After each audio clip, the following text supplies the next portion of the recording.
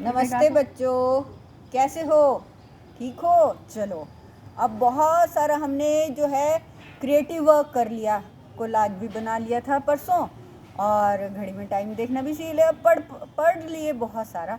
अब हम किस पे आएंगे? एक ऐसी बात सीखेंगे जो हमारी ज़िंदगी में बहुत ही हमें आगे बढ़ाने में, कामयाब करने में हमारे बहुत काम आती है। अगर हम या हमारे अंदर वो गुण नहीं होगा तो हम कभी भी ज़िंदगी में कामयाब नहीं हो पाएंगे। कामयाब होना यानी कि हम एक अच्छे लेवल पर, हमारा समाज में नाम हो, हम समाज में हमें लोग अच्छे मन से और अच्छे कामों के लिए याद करें, तो हम आगे बढ़ते जाएंगे और आगे की सीढ़ियाँ चढ़ते जाएंगे। इसमें हमें आगे बढ़ने के लिए, हमसे अच्छे काम करवाने के लिए एक हमारे ही अंदर का फैक्टर होता है जो बहुत काम करता है। वो क्या है? हमारा चरित्र, हमारा करैक्टर, जिसको इंग्लिश में करैक्टर बोलते हैं। वो वाला चरित्र नहीं, भाई चरित्र चित्रण करो, वो वाला चरित्र जो हमारे अंदर ही बसा होता है। हमारा करैक्टर कैसा है? हम अच्छे व्यक्ति हैं, बुरे व्यक्ति हैं, हम झूठ बोलते हैं, हम चोरी करते हैं, तो हम कहेंगे ओहो वो तो ना अंकुश तो ना बहुत बेकार है, वो तो ना चोरी भी करता है और झूठ भी बोलता है और क्लास भी बंक करता है। ऐसा नहीं बनना। ये हमारे धीरे धीरे ये हमारे किसको बताता है कि हमारा चरित्र कैसा है। परंतु अगर हमारा चरित्र बहुत अच्छा होता है, यानी कि हम अंदर से, मन से, अपनी आत्मा से बहुत अच्छे होते हैं, तो हमारा चरित्र ही अच्छा होता जाता है। और ये चरित्र निर्माण करना किसका काम होता है?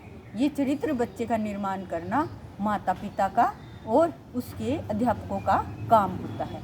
इसीलिए हमें स्कूल में क्या पढ़ाया जाता है? एक सब्जेक्ट बोलो अतुल, तुम बताओ क्या पढ़ाया जाता है? नैतिक शिक्षा।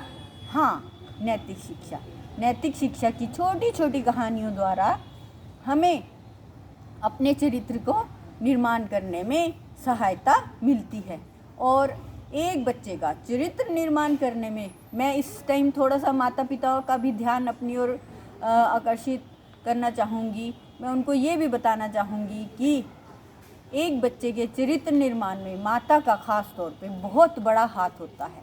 अगर माता एक बच्चे को अच्छे से पालती पोसती है, उसको अच्छी अच्छी महाभारत, रामायण जैसी कहानियाँ सुनाती है, तो बच्चे का चरित्र अपने आप ही एक अच्छे युवा के रूप में निकल के आता है।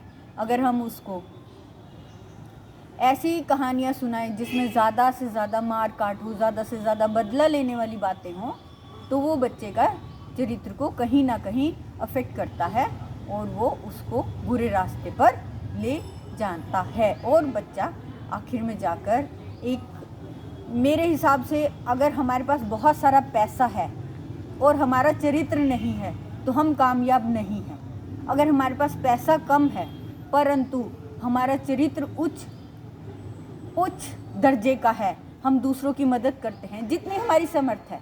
मैं ये नहीं कहती कि हर कोई टाटा और अंबानी के जैसे अमीर होता है और इतना सब कुछ दूसरों के लिए कर पाता है। थोड़ा अपनी समर्थ्य के अनुसार भी हम कर पाते हैं, दूसरों के लिए अपने दिल में दया भावना रखते हैं, पशुओं को नहीं सताते हैं, अपने से बड़ों का आदर करते हैं, अपने अध्यापकों का आदर करते हैं, तो वो हमारे चरित्र को झलकाता है और हमें एक अच्छा व्यक्ति बनाता है।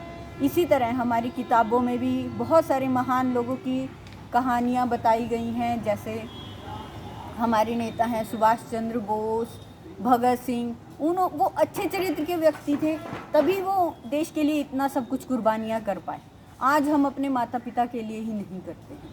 तो इसीलिए हमारी जो 6ठी क्लास की नैतिक शिक्षा की किताब है, उसमें से मैं एक पाठ आज आपको करवाना चाहूँगी, जो कि है चरित्र निर्माण न भूलें। इसमें जो है चरित्र को बहुत ही महत्व दिया गया है और बताया गया है। निर्माणों के पावन युग में हम चरित्र निर्माण ना भूलें, स्वार्थ साधना की आंधी में वसुधा का कल्याण ना भूलें।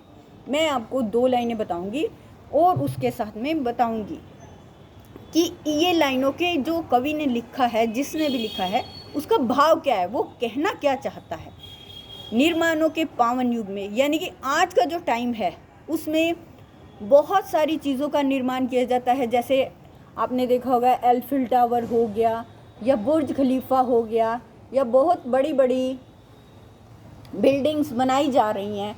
और अब तो एक सबसे बड़ी महामारी जो आ गई है कोरोना, उसका जो इंजेक्शन, जो उसका इलाज इजाद कर लेगा, जो ढूंढ लेगा, वो भी एक बहुत बड़ा माइलस्टोन हो जाएगा, बहुत एक बड़ा लैंडमार्क हो जाएगा।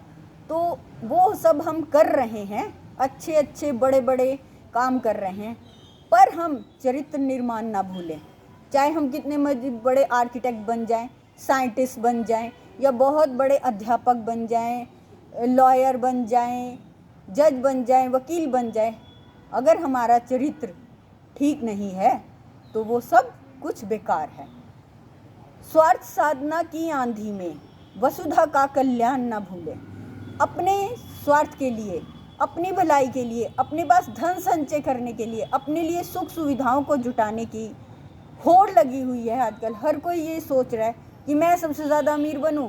बिल गेट्स सोचता है मैं सबसे ज़्यादा अमीर बनूं, अंबानी सोचता है मैं सबसे ज़्यादा अमीर बनूं, और मैं सोचती हूँ मैं सबसे ज़्यादा अमीर बनूं। परंतु इन सब चीज़ों को साथ में लेते हुए हम पूरी जो वसुधा है, यानी कि जो हमारी भूमि है, जो हमारी पृथ्वी है, उस पर जो भी जीव हैं, भगवान ने जो भी जीव अवतरित किए हैं, उनका कल्याण ना भूलें।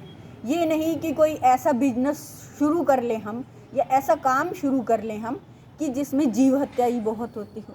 जैसे आपको पता होगा कि अब धीरे धीरे हमारे देश में जो हाथी हैं, जो शेर हैं, उनकी संख्या कम होती जा रही है। क्यों कम होती जा रही है? कोई वो अपने आप नहीं मर रहे हैं, उनकी खाल का, उनके दांत का, उनके सब का बिजनेस करते हैं लोग। तो हमें ऐसा नहीं करना चाहिए। थोड़े दिन पहले आपने सुना भी होगा कि केरल में एक जो हथनी थी, उसको क्या खिला के मार दिया गया था, बताओ? हाँ, ठीक बताया, पटाखे खिलाकर मार दिया गया था। तो क्या ये अच्छी बात है? ये एक अच्छे चरित्र की निशानी है? नहीं, ये एक दुष्ट चरित्र की निशानी है। तो आपको ये भी पता होना चाहिए कि केरल में सबसे ज़्यादा पढ़े लिखे लोग वहीं रहते हैं, परंतु उस पढ़ाई लिखाई का कोई फ़ायदा नहीं है जो हमारे चरित्र को पतन की ओर ले जाए, हमें दूसरों पे दया करना ना सिखाए, हमें दूसरों की मदद करना ना सिखाए। वो चरित्र हमें कभी भी आगे बढ़ने में सहायता नहीं देगा। पैसा हम ज़रूर कमा लेंगे, पर हम अपना नाम नहीं कमा पाएंगे। माना अगम अगाध सिंधु है, संघर्षों का पार नहीं है, किंतु डूबना मझधारों में सहस को स्वीकार नहीं है। हमें जो भी काम करना है, आज जो है बहुत ही प्रतिस्पर्धा का टाइम है। हर चीज़ को पाने के लिए हमें बहुत संघर्ष करना पड़ता है।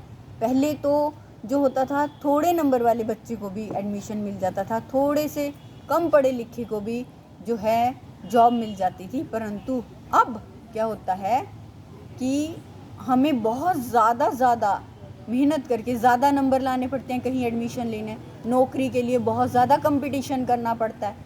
तो